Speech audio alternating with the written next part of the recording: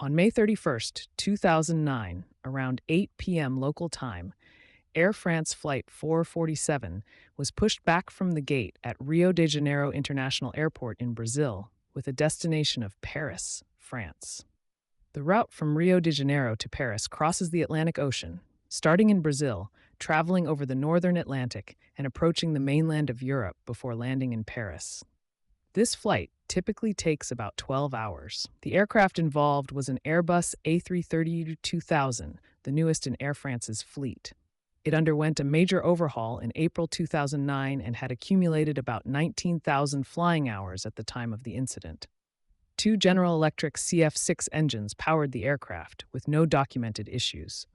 On board were 216 passengers of nearly 30 nationalities. The majority of passengers were French, Brazilian, or German citizens.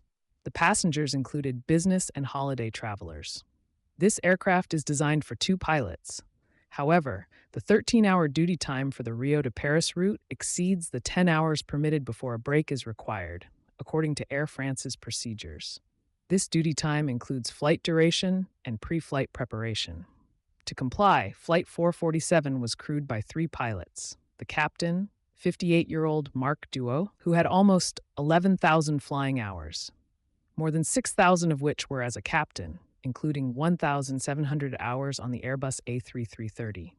The relief first officer, co-pilot in the left seat, 37-year-old David Robber, who had more than 6,000 flying hours, 4,500 of those on this specific aircraft type, and the first officer, co-pilot in the right seat, 32-year-old Pierre-Cedric Bona, who had almost 3,000 flight hours, 87 of which were on this aircraft type. At 8:30 local time, the Airbus took off. The takeoff proceeded normally as expected for a fully loaded aircraft, following the standard protocols for their climb and setting the course for their transatlantic journey. Conforming to Air France's standard procedures, around 20,000 feet, the relief first officer left the cockpit to begin his 3-hour rest period. The captain took over the left seat, while the first officer occupied the right seat. A few moments later, the flight reached its cruising altitude of flight level 35. The first couple of hours of the flight were largely routine and uneventful. At 1:35 a.m., the flight entered oceanic airspace over the Cruz Atlantic Ocean, northeast of the South American continent.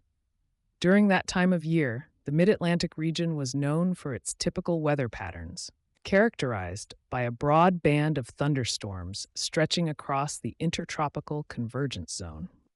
This region is a band of low pressure around the Earth that generally lies near the equator. The trade winds of the northern and southern hemispheres come together here, leading to frequent intertropical convergence zone thunderstorms and heavy rain. Flying through this area is often challenging for pilots because the thunderstorms don't appear well on radar. Additionally, these storms don't have as much lightning as storms in other places, which can make them seem less severe than they are, especially at night. While the aircraft's automated systems manage the flight, a primary responsibility of the cockpit crew involves overseeing the flight's progress using the onboard weather radar to avoid areas of significant turbulence. Air France Flight 447 encountered an area of tropical showers and weak thunderstorms characterized by weak to moderate updrafts and a high likelihood of turbulence. The crew discussed their desire to climb to flight level 370 to ascend above the weather, but they found it too warm to climb to that altitude. Warm air is thinner, reducing the lift the plane can generate, which is crucial for maintaining flight. The crew dimmed the cockpit lights and turned on the landing lights to see outside. It looks like we're entering the cloud cover. It would have been good to climb now. It's going to be turbulent for my rest. At 2 a.m., the relief first officer returned from his rest break. The captain left for his without providing a proper briefing.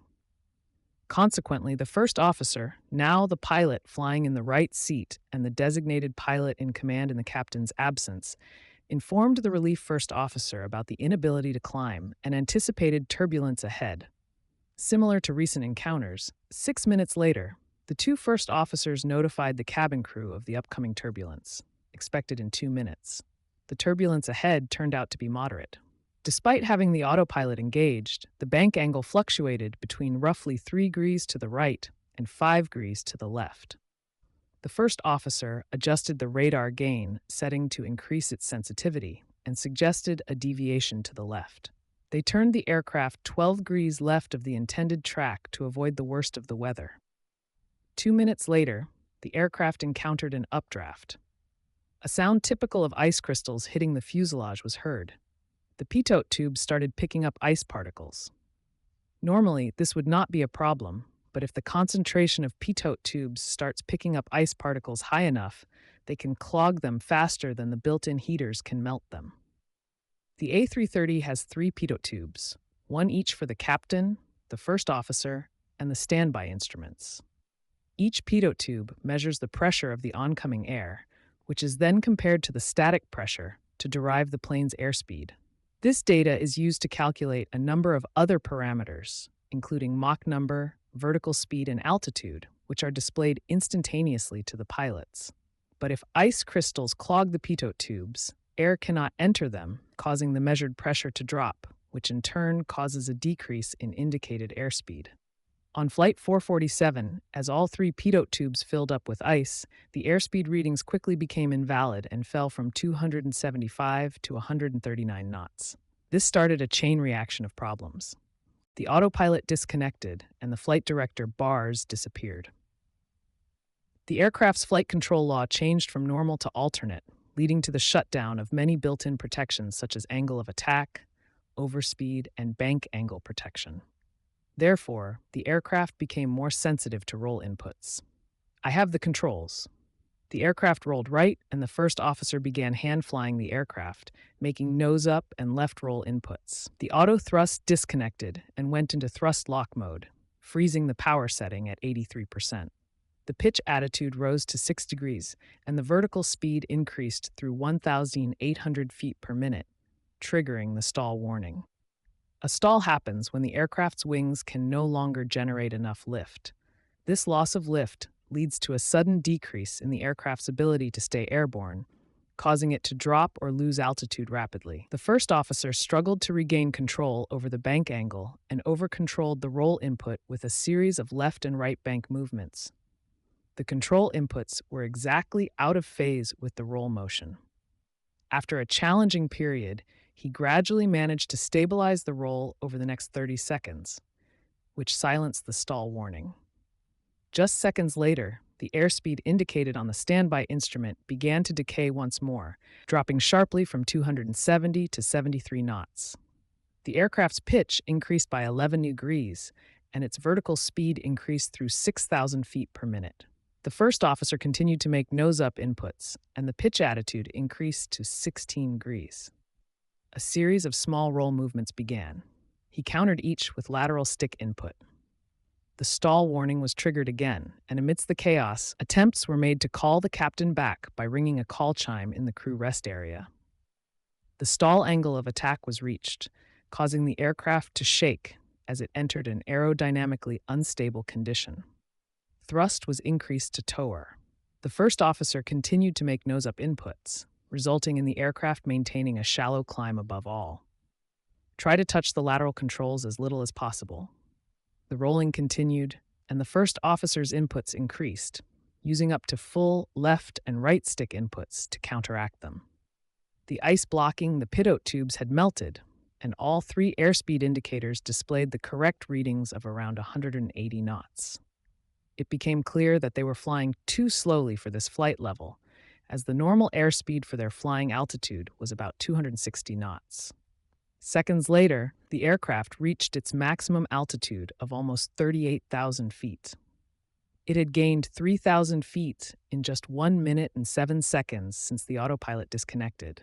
Maximum altitude reached. The first officer held full left stick with virtually no effect on the bank angle. I don't have control of the aircraft anymore. I don't have control of the aircraft at all. Controls to the left. The relief first officer made 2 full left control inputs. The first officer kept his control stick fully to the left and pulled it all the way back for nearly 40 seconds. The descent rate increased to 10,000 feet per minute. The pitch attitude fluctuated between about 10 degrees and 16 degrees nose up. 2 minutes after the autopilot disconnected, the captain entered the cockpit. The indicated airspeeds dropped below 60 knots, which made the angle of attack sensors invalid and silenced the stall warning. As the speeds fell below 30 knots, a red,